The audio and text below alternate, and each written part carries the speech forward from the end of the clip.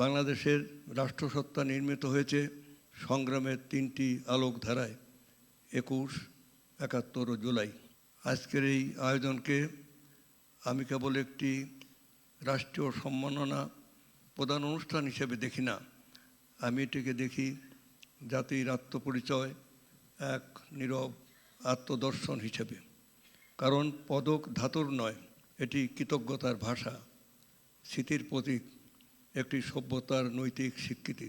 বাংলাদেশের রাষ্ট্রসত্তা নির্মিত হয়েছে সংগ্রামের তিনটি আলোকধারায় ২১, ৭১ ও জুলাই। ২১ আমাদের শিখিয়েছে ভাষা মানে অস্তিত্ব, ৭১ শিখিয়েছে স্বাধীনতা মানে মর্যাদা, আর জুলাই স্মরণ করিয়ে দিয়েছে রাষ্ট্রকে ন্যায় ও জবাবদিহির আলোয় নিজেকে পুনর্গঠন করতে হয়। এই ধারাবাহিকতায় আমাদের জাতীয় চেতনার ভিত্তি, প্রতিরোধ, আত্মমর্যাদা ও সৃজনশীলতার এক অখণ্ড ইতিহাস। এই সত্য উপলব্ধি করেই শহীদ রাষ্ট্রপতি জিয়াউর রহমান ২১ পদক প্রবর্তন করিয়েছিলেন। তিনি জানতেন রাষ্ট্রের নিরাপত্তা কেবল সীমান্তে নয়, নিহিত থাকে সংস্কৃতিতে, জ্ঞান চর্চায়, সৃষ্টিশীল মননে। অস্ত্র ভূখণ্ড রক্ষা করে, কিন্তু সংস্কৃতি রক্ষা করে জাতির আত্মা।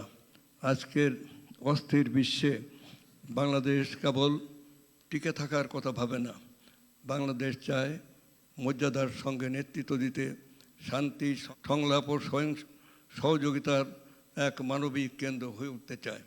মাননীয় প্রধানমন্ত্রী তারেক রহমানের নেতৃত্বে, তার সুযোগ্য নেতৃত্বে, তার ভীষণ, তার চিন্তাভাবনা, আমরা একটি নতুন বাংলাদেশের স্বপ্ন দেখি, যেখানে এই উন্নত মানবিক, জাতীয়তাবাদ, অন্তর্ভুক্তিমূলক এবং সংস্কৃতি রাষ্ট্রনীতির কেন্দ্রীয় শক্তি। আজ যারা পদক গ্রহণ করছেন, আপনারাই আমাদের জাতিসত্তার নীরব স্থপতি। আপনাদের সৃষ্টি আমাদের স্মৃতিকে জীবিত রাখে, ভবিষ্যতে আলোকিত করে। রাষ্ট্র আপনাদের গভীর কৃতজ্ঞতার সাথে শ্রদ্ধা ভরে স্বীকার করছে।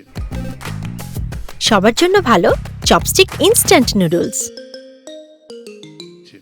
আসুন ২১-এর ভাষা, ৭১-এর সাহস, জুলাইয়ের নৈতিক জাগরণ, এই তিনের আলোকেই মাননীয় প্রধানমন্ত্রী তারেক রহমানের সুযোগ্য নেতৃত্বে আমরা গড়ে তুলি এক ন্যায়ভিত্তিক আলোকিত।